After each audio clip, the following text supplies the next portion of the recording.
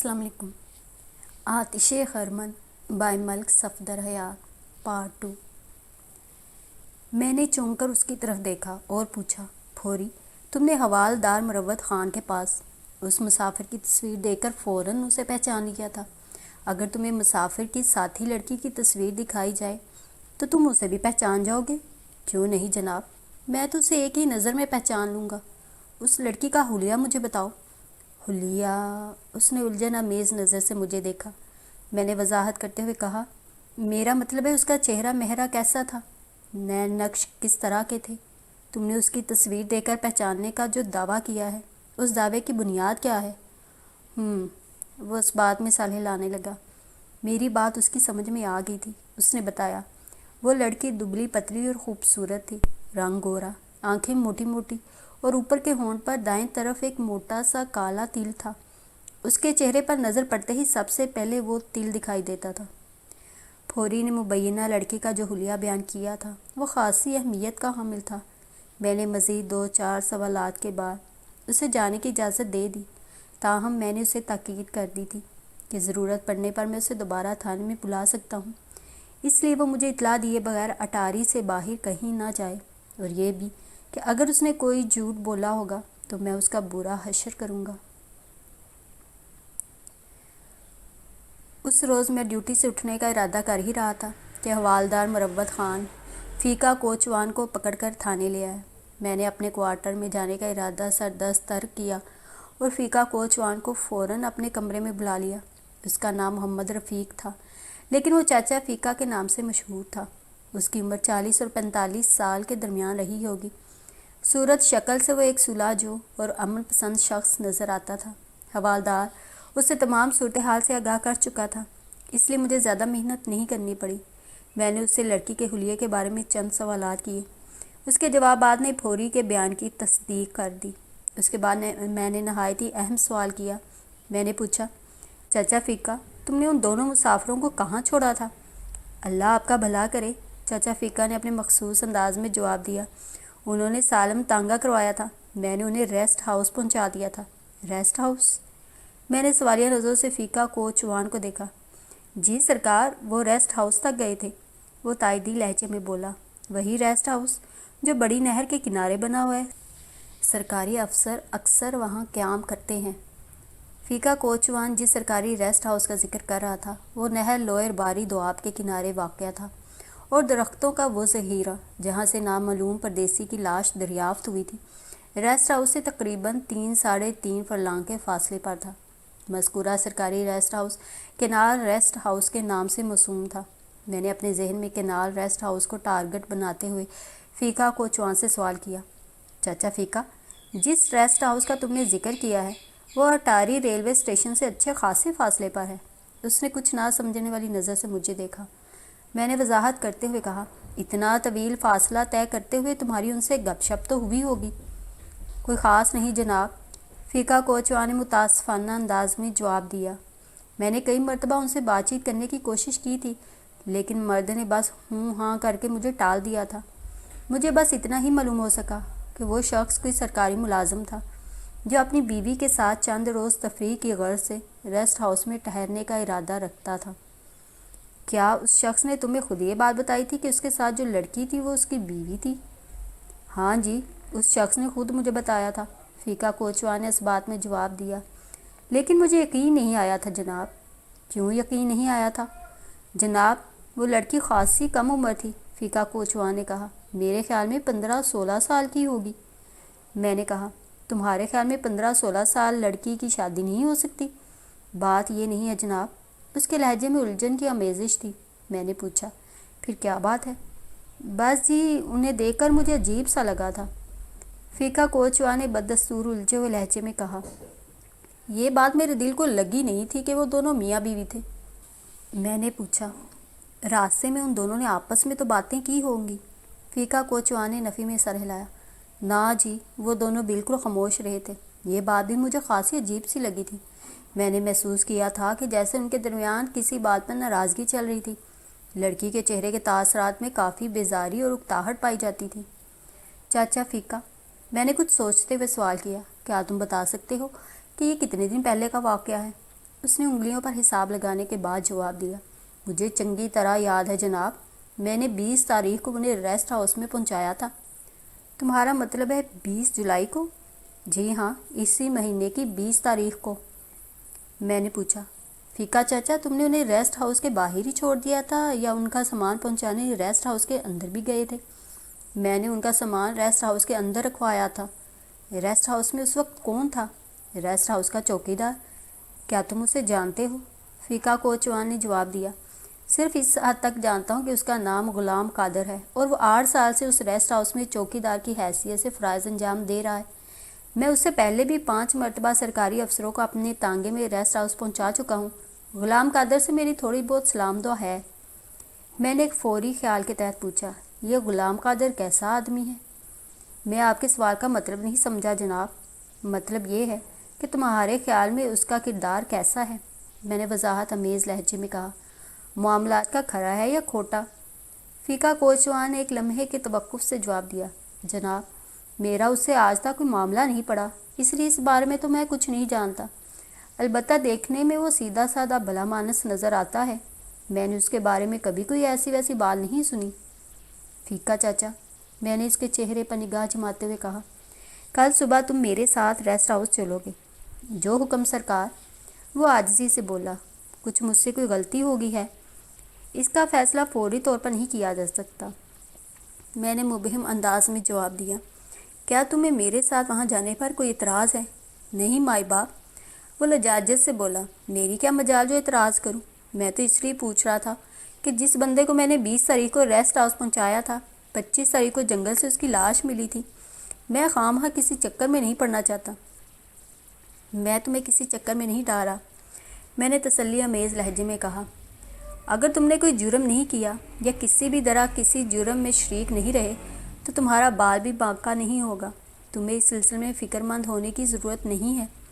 وہ چھت کی طرف دیکھتے ہوئے دعائیا انداز میں بڑبڑایا، سونا رب مجھے جرم اور مجرموں سے دور ہی رکھے۔ تم صبح کتنے بجے تھانے پہنچ جاؤ گے؟ میں نے پوچھا۔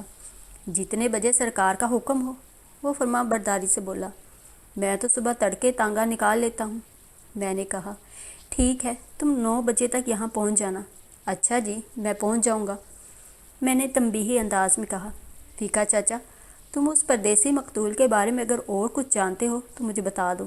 یاد رکھو، اگر بعد میں مجھے معلوم ہوا کہ تم نے دانستہ کوئی بات چھپانے کی کوشش کی تھی تو میں تمہارے ساتھ بہت برا سلوک کروں گا۔ حضور، میں جو کچھ جانتا ہوں وہ آپ کو بتا دیا ہے، فیکا کوچوان نے عاجزی سے کہا۔ اس کے سوا مجھے اور کچھ معلوم نہیں ہے۔ ہاں، میں آپ سے یہ وعدہ کرتا ہوں کہ یاد کرنے کی کوشش کروں گا۔ اگر کوئی خاص بات یاد آ گئی تو صبح آپ کو بتا دوں گا۔ میں نے کہا، ٹھیک ہے، میری نصیحت کو یاد رکھنا اور صبح 9 بجے اپنے تانگے کے ساتھ تھانے پہنچ جانا۔ اب تم جا سکتے ہو۔ وہ اٹھ کر کھڑا ہو گیا، پھر رخصت ہونے سے پہلے اس نے سوالیہ نظر سے مجھے دیکھا اور بولا، ملک صاحب، اگر آپ ناراض نہ ہوں تو میں آپ سے ایک بات پوچھنا چاہتا ہوں۔ ہاں، پوچھو، میں نے معتدل لہجے میں کہا، لیکن بات مختصر ہونی چاہیے۔ وہ بولا، جناب، اس پردیسی باؤ کی لاش تو جنگل میں سے مل گئی ہے، لیکن ابھی تک یہ معلوم نہیں ہو سکا کہ کون تھا، کہاں سے آیا تھا اور اسے کس نے کیوں قتل کیا۔ یہ وہ تمام سوالات ہیں جو اٹاری اور گردنواں کے قصبات کے لوگوں کے ذہنوں میں رات دن سر ابھارتے رہتے تھے۔ ابھی تک میں ان سوالات کے جواب تلاش کرنے میں ناکام رہا تھا، لیکن ریسٹ ہاؤس والے معاملے اور نامعلوم مقتول پردیسی کے ہمراہ کسی نو عمر لڑکی کا ذکر بحیثیت اس کی بیوی سن کر مجھے امید ہو چلی تھی کہ جلد ہی اس الجھی ہوئی ڈور کا سرا میرے ہاتھ آ جائے گا۔ میں نے فیکا کوچوان کے سوالات کا جواب دیتے ہوئے مختصراً کہا، ابھی اس سلسلے میں تفتیش جاری ہے۔ اور مقتول پردیسی کی 9 عمر بیوی کا کچھ پتہ چلا؟ اس کا بھی عنقریب پتہ چل جائے گا۔ ٹھیک ہے جناب، میں صبح 9 بجے حاضر ہو جاؤں گا۔ فیکا کوچوان یہ کہتا ہوا میرے کمرے سے نکل گیا۔ میں آرام کرنے اپنے کوارٹر میں چلا گیا۔ فیکا کوچوان کا تانگا خاصا سجا سنورا تھا۔ وہ 40 کا ہندسہ عبور کر چکا تھا، مگر اپنے پیشے کے معاملے میں وہ خاصا شوقین دکھائی دیتا تھا۔ اس نے تانگے کے گھوڑے کے سر پر ایک رنگین اور خوبصورت پھندنا لگا رکھا تھا۔ صحت مند گھوڑے کی گردن میں چھوٹے چھوٹے گھنگروؤں والا پٹا بڑا خوش نما نظر آتا تھا۔ جب گھوڑا مناسب رفتار سے قدم اٹھاتا تو گھنگروؤں کی چھن چھن سے बड़ा दिल फरेब और कैफ आगे ही समा बन जाता था। तांगे की छत के साथ साथ चारों तरफ रंग बरंग झालरें आवेज़ां थीं। बीच में थोड़े थोड़े फासले से परांदे शरांदे भी लटक रहे थे। अलावा जिंग घोड़े को चलाने वाला छांटा भी मुनफरिद नौइयत का था, जिसकी छड़ी पर मुख्तलिफ रंगों के टेप लिपटे हुए थे। मैं एएसआई सदाकत हुसैन के साथ फीका के तांगे में बैठकर कैनाल हाउस की जानिब रवां दवां था। तांगे की सजावट ने एएसआई को खासा मुतासिर किया था। उसने फीका कोचवान से कहा, चाचा, लगता है तुम्हें तांगे घोड़े से कुछ ज़्यादा ही लगाव है। चाचा फीका ने जवाब दिया, लगाव तो बहुत छोटा लफ्ज़ है जनाब, मैं तो अपने वसीला रोज़गार से मोहब्बत करता हूँ। वाह भी, क्या शायराना बात की तुमने, मैंने दाद देने वाले अंदाज में कहा। सरकार, मैं कहाँ और शायरी कहाँ। उसका लहजा इनकसार से मामूर था। बस मैंने तो अपने जज्बात का इजहार किया है। ये तांगा और घोड़ा मेरे पूरे घराने को रिस्क फराहम करता है। असल राज़िक तो ऊपर वाला है, लेकिन वसीला रिस्क को भी नज़रअंदाज नहीं करना चाहिए। ऊपर वाला भी किसी बहाने और वसीले ही से देता है। एएसआई कुछ देर तक फीका तांगे वाले के जज्बात और ख्यालात को सराहता रहा, फिर मेरी जानिब मुतवज्जा हो गया। हाँ तो मलक साहब, अब बताएं वो नुक्ता क्या था। मैंने सरसरी लहजे में पूछा। कौन सा नुक्ता? वही सर जी, जिसके बारे में आपने फरमाया था कि बाद में बात करेंगे।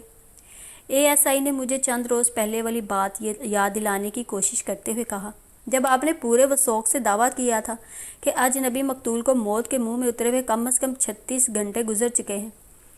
मैंने एक तवील सांस खारिज करते हुए कहा, वो सब कुछ मैंने मकतूल की तबई हालत के पेश नज़र कहा था। मैं समझा नहीं जनाब। उसके लहजे में हैरत मुतरशा थी।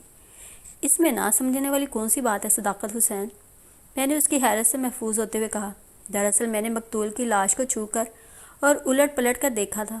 लाश में मौजूद एक मखसूस अकड़ाव के बायस मुझे फ़ौरन अंदाज़ा हो गया था कि इसकी मौत वाक़या हुई 1-1.5 दिन गुजर चुका था। तुमने चूँकि लाश को सिर्फ दूर ही से देखा था, हाथ लगाने की ज़रूरत महसूस की थी और ना ही नौबत आई थी, इसलिए तुम उस बारे में सोच भी नहीं सकते थे। तुम्हारे ज़हन में बस यही बात बैठी हुई थी कि बारिश की वजह से खून के निशानात ज़ाया हो गए होंगे। हाँ, मेरा ध्यान तो वाकई इसी तरफ लगा हुआ था। एएसआई ने साफ गोई से काम लेते हुए कहा। मैंने समझाने वाले अंदाज में कहा, सदाकत हुसैन, पेशा वराना ज़िंदगी में मुशाहिदा और तजुर्बा बहुत अहमियत रखता है। जो बात मैं सबसे कहता रहता हूँ वही तुमसे भी कहूँगा। पुलिस डिपार्टमेंट में रहते हुए अगर तरक्की करना चाहते हो तो अपने मुशाहिदे को मजबूत से मजबूत तर बनाने की कोशिश करो। मामूली से मामूली बात को भी नज़रअंदाज ना करो। अगर अपने हवास और अक्ल का भरपूर इस्तेमाल करोगे तो बहुत जल्द अपनी मंजिल पा लोगे। मैंने आपकी नसीहत को जहन में नक्श कर लिया है मलक साहब, एएसआई ममूनियत अमेज़ लहजे में बोला। फिर हमारे दरमियान नामालूम परदेसी मर्डर केस के बारे में गुफ्तगू होने लगी। मकतूल से मुतल्लिक़ फ़ीका कोचवान और फौरी की ज़ुबानी कुछ ताज़ा तरीन मालूमात हासिल हो चुकी थी, मगर हनूज़ वह हमारे लिए नामालूम ही था। कुछ देर बाद हम मतलूबा रेस्ट हाउस पहुँच गए। ये रेस्ट हाउस नहर लोयर बारी दोआब के किनारे से ज़रा हटके तमीर किया गया था और यहाँ से जाए वक़ुआ लगभग 3 फरलांग के फासले पर था। जब तक मुझे ये मालूम ना हो जाता कि अजनबी मकतूल को किस जगह मौत के घाट उतारा गया था, उस वक्त तक मेरी नज़र में जाए वक़ुआ वही जगह थी जहाँ से मकतूल की लाश बरामद हुई थी। रेस्ट हाउस के चौकीदार ग़ुलाम कादर ने हमारा इस्तकबाल किया। मैं और एएसआई सरकारी वर्दी में थे। ग़ुलाम कादर हम पर नज़र पड़ते ही एक लम्हे के लिए घबरा गया। कोचवान चाचा फ़ीका ने हमारा तारुफ करवाते हुए कहा, ग़ुलाम कादर, ये मलिक सफदर हयात साहब है। उसने मेरी जानिब इशारा किया। ये हमारे इलाके के थानेदार हैं और इनके साथ असिस्टेंट सब इंस्पेक्टर सदाकत हुसैन हैं। तांगे में सफ़र के दौरान में मेरे एएसआई और फ़ीका के दरमियान काफ़ी गपशप होती रहती थी। जब फ़ीका ने हमारा तारुफ करवाया तो मैंने वाज़ेह तौर पर महसूस किया कि चौकीदार ग़ुलाम कादर का चेहरा कुछ देर के लिए मुतग़य्यर हो गया था, लेकिन दूसरे ही लम्हे वो संभल गया। सत बिस्मिल्लाह जी, वो होंठों पर मसनूई मुस्कुराहट सजाते हुए बोला, मेरे तो नसीब खुल गए, इतने बड़े बड़े लोग यहाँ आए हैं। ग़ुलाम कादर की उम्र 30 और 32 साल के दरमियान थी। वो सूरत शक्ल से एक सीधा सादा और भोला भाला देहाती दिखाई देता था। उसका कद 6 फुट से निकलता हुआ था। रंग सांवला, बदन कसरती और हाथ पांव खासे मजबूत थे। वो चौकीदार से ज़्यादा कोई पहलवान नज़र आता था। हम उसकी रहनुमाई में रेस्ट हाउस के अंदर पहुँचे। उसने हमें एक कमरे में बिठाया और जल्दी से हमारे लिए ठंडा पानी ले आया। हम पानी पी चुके تو اس نے قدرے بوکھلاہٹ امیز لہجے میں پوچھا، تھانے دار صاحب، اگر آپ کا حکم ہو تو کچھ کھانے وغیرہ کا بندوبست کروں؟ میں نے اس کے چہرے پر نگاہ جماتے ہوئے کہا، ہم یہاں کھانے پینے نہیں بلکہ تم سے کچھ ضروری باتیں کرنے آئے ہیں، اور پھر ابھی کھانے کا وقت بھی نہیں ہوا ہے۔ جیسی آپ کی مرضی جناب، وہ فدویانہ انداز میں بولا، ہم تو حکم کے غلام ہیں، جو آپ کو پسند ہم اسی میں خوش۔ میں نے پوچھا، غلام قادر، مجھے پتہ چلا ہے کہ 8-10 روز قبل ایک جوڑا ریسٹ ہاؤس میں آ کر ٹھہرا تھا۔ اس کے چہرے پر ایک رنگ سا آ کر گزر گیا، لکنت امیز لہجے میں بولا، جی ہاں جی، وہ میاں بیوی تھے۔ وہ دونوں کس تاریخ کو یہاں پہنچے تھے؟ ایک لمحے کو سوچنے کے بعد اس نے جواب دیا، شاید 20 تاریخ کو وہ یہاں آئے تھے۔ تمہارا مطلب ہے 10 روز پہلے؟ میں نے پوچھا۔ آج 30 جولائی ہے، اس نے اس بات میں جواب دیا۔ میں نے سوال کیا، وہ کتنے دن تک اس ریسٹ ہاؤس میں ٹھہرے تھے؟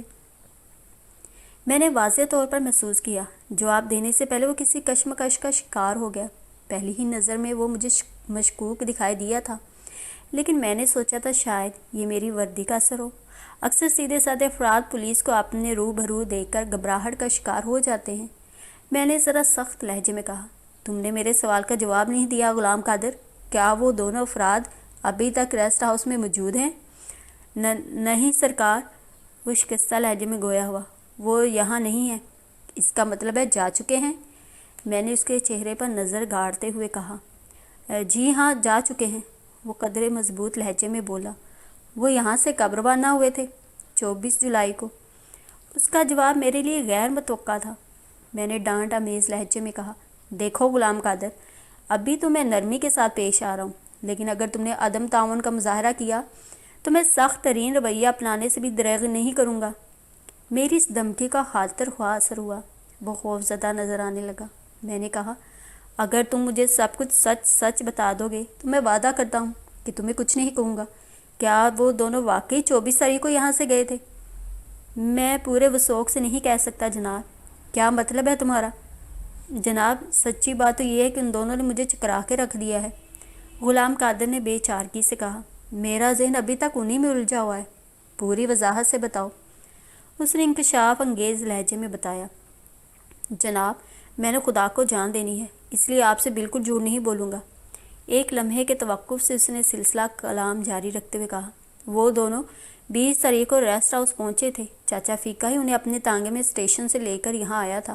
مرد جس کا نام جمیل فاروقی تھا، اس نے مجھے بتایا تھا کہ وہ 1 ہفتے تک ریسٹ ہاؤس میں قیام کریں گے۔ جمیل فاروقی کے مطابق اس کی نئی شادی ہوئی تھی اور وہ تفریح کی غرض سے یہاں آئے تھے۔ جمیل فاروقی کی بیوی کا نام بعد میں مجھے معلوم ہوا، نرگس اس کی قریبی رشتہ دار تھی۔ جمیل فاروقی نہروں کے محکمے میں کوئی افسر تھا۔ تھوڑی دیر کو رک کر اس نے اپنی سانس درست کی۔ میں خاموشی سے اس کی طرف دیکھتا رہا۔ وہ بات جاری رکھتے ہوئے بولا، جناب تھانے دار صاحب، 23 تاریخ تک تو سب کچھ ٹھیک ہی رہا تھا، لیکن اسی شام ایک غنڈہ صورت شخص ان میاں بیوی سے ملنے آ گیا۔ جمیل نے اس شخص کو لیاقو کہہ کر مخاطب کیا تھا اور اس کی آمد سے ہراساں نظر آ رہا تھا۔ جمیل نے مجھے بتایا کہ لیاقو نامی وہ شخص رات کو ریسٹ ہاؤس میں ہی رہے گا۔ میں نے واضح طور پر محسوس کیا کہ ان کے درمیان خاصا کھنچاؤ پایا جاتا تھا۔ جمیل کی بیوی نرگس تو لیاقو کے سامنے بھی نہیں آئی تھی۔ رات کے کھانے کے بعد نرگس تو بیڈ روم میں جا کر لیٹ گئی، جبکہ جمیل اور لیاقو باہر والے کمرے میں بیٹھے باتیں کرتے رہے۔ میرے دل میں لیاقو کے بارے میں ایک عجیب سا تجسس جاگ اٹھا تھا، اس لیے کھانے کے برتن اٹھانے کے بعد ایک جگہ چھپ کر ان کی باتیں سننے کی کوشش کرنے لگا۔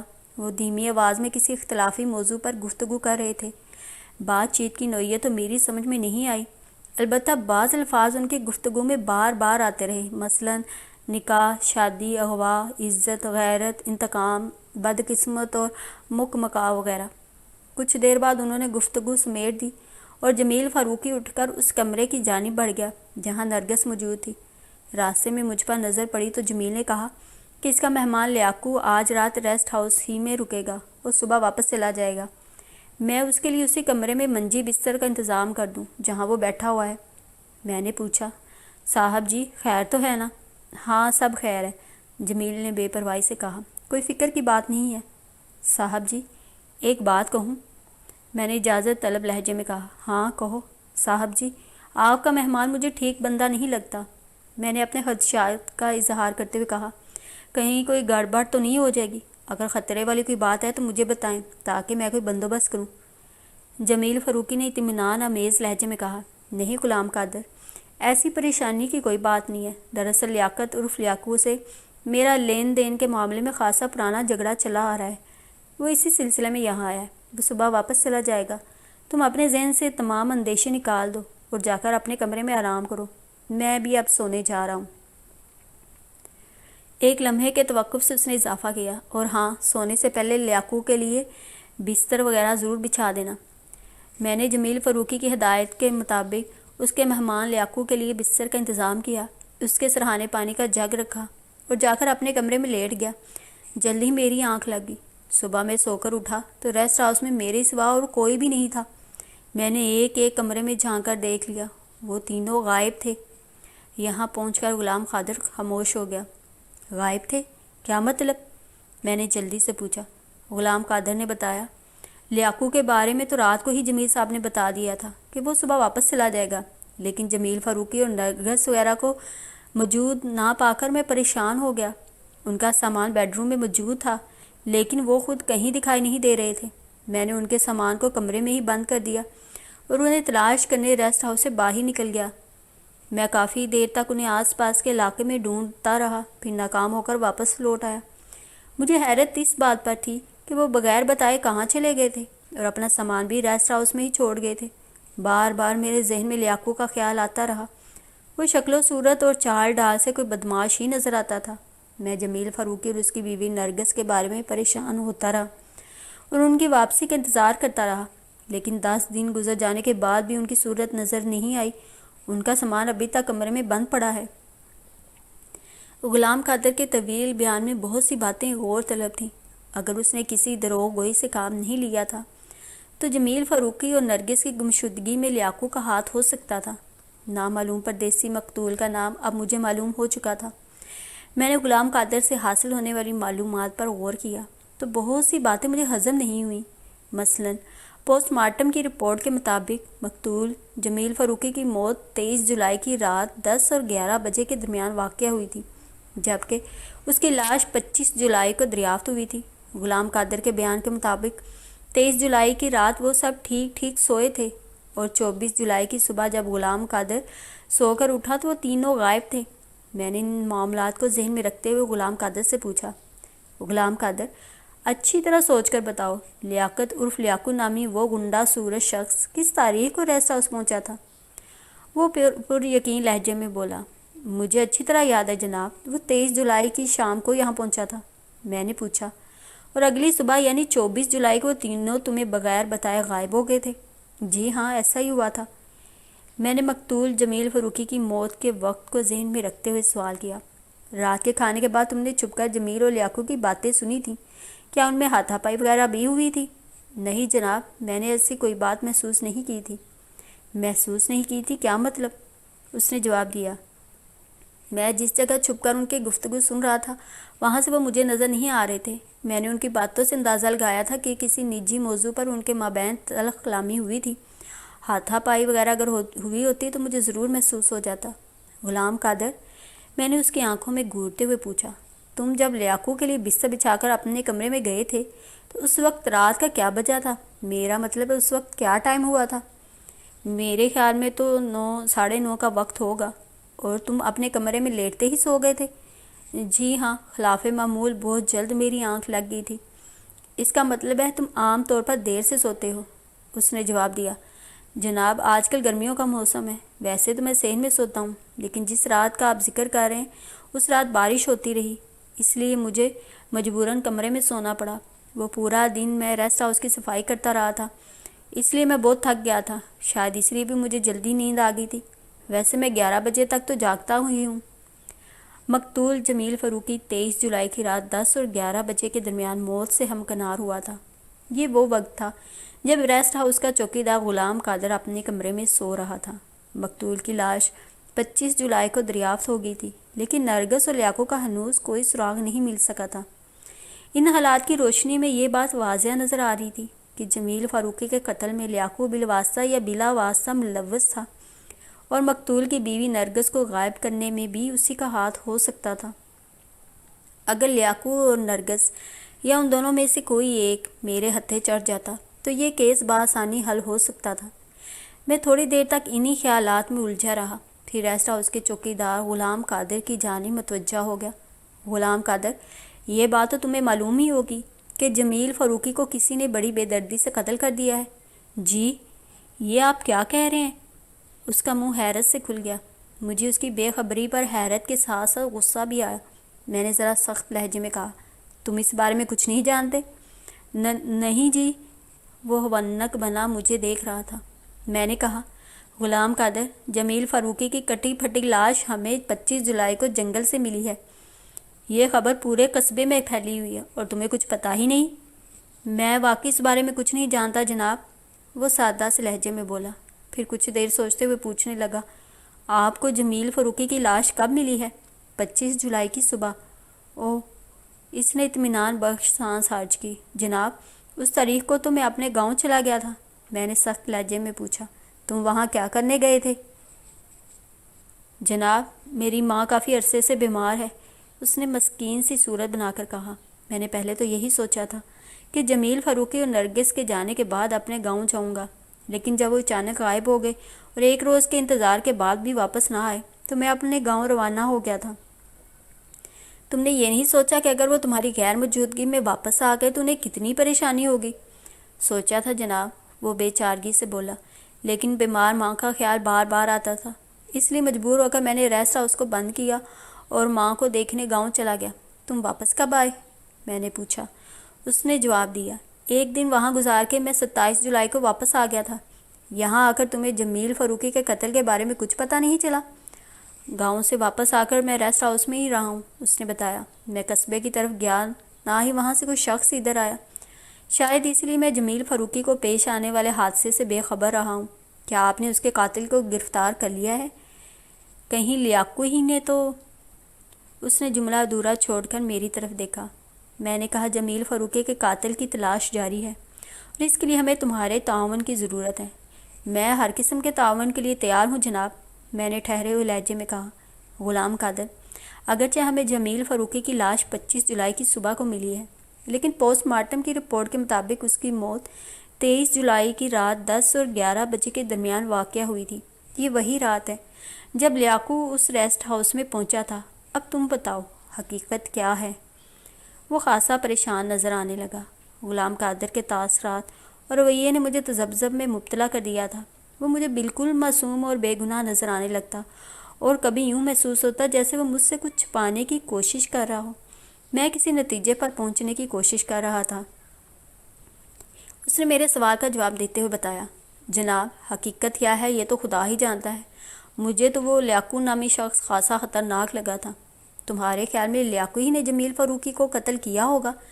مجھے تو ایسا ہی لگتا ہے جناب، وہ جلدی سے بولا۔ اس کے تیور مجھے خاصے بگڑے ہوئے نظر آتے تھے۔ میں گہری سوچ میں ڈوب گیا، پھر پوچھا، غلام قادر، یاد کرنے کی کوشش کرو، 23 جولائی کی رات تم نے کوئی غیر معمولی بات نوٹ کی تھی؟ وہ بیزاری سے بولا، میں نے جو کچھ دیکھا، محسوس کیا اور سنا وہ سب آپ کو بتا چکا ہوں۔ اس کے سوا مجھے اور کوئی بات معلوم نہیں ہے۔ اس رات میں ایسی گہری نیند سویا تھا کہ صبح ہی آنکھ کھلی تھی۔ اس وقت تک وہ تینوں ریسٹ ہاؤس سے غائب ہو چکے تھے۔ ایک لمحے کو رک کر اس نے اضافہ کیا، ملک صاحب، اگر آپ کو میری بات کا یقین نہیں آیا تو جس طرح چاہیں تصدیق کر لیں۔ ASI نے کڑے لہجے میں کہا، ہم تمہارے بیان کی تصدیق کے لیے تمہیں حوالات میں بھی بند کر سکتے ہیں۔ وہ سادگی سے بولا، اگر اس طرح آپ کی تسلی ہوتی ہے تو مجھے کوئی اعتراض نہیں ہے۔ پھر اس نے معصومیت سے دونوں بازو میرے سامنے پھیلا دیے۔ ملک صاحب، اگر آپ مجھے ہتھ کڑی لگانا چاہیں تو میرے ہاتھ حاضر ہیں۔ فی الحال اس کی ضرورت نہیں ہے غلام قادر، میں نے قدرے نرم لہجے میں کہا۔ اگر کسی مرحلے پر یہ ثابت ہوا کہ تم نے مجھ سے غلط بیانی کی ہے یا دانستہ حقائق چھپانے یا بگاڑنے کی کوشش کی ہے تو میں کسی رو رعایت سے کام نہیں لوں گا اور تمہارا وہ حشر کروں گا کہ دنیا دیکھے گی۔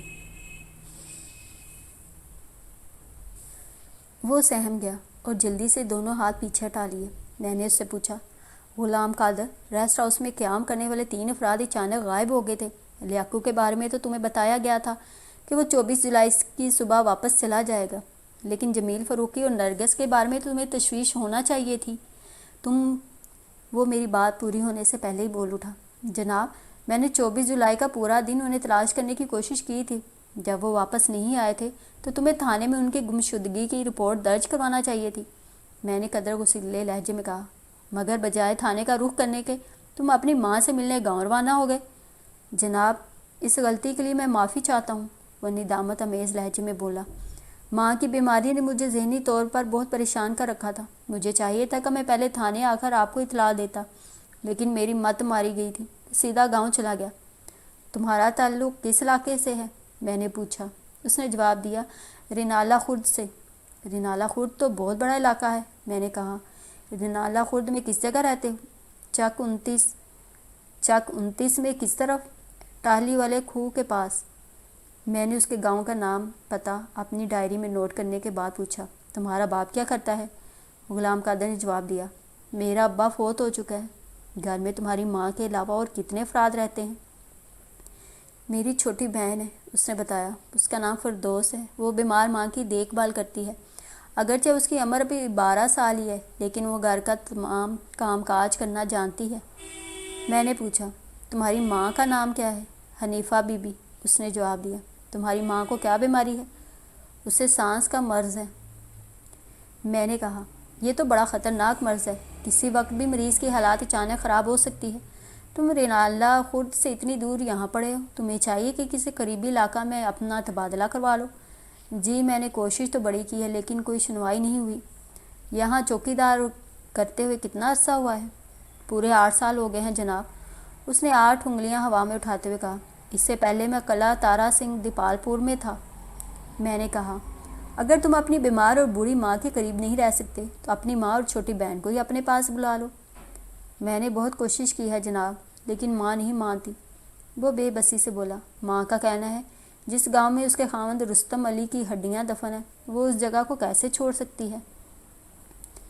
میں نے چوکی دار غلام قادر کے نجی معاملات کو سمیٹتے ہوئے اچانک سوال کیا، غلام قادر تمہیں یہ تو معلوم ہی ہوگا کہ جمیل فاروقی اور اس کی بیوی نرگس کا تعلق کس علاقے سے تھا؟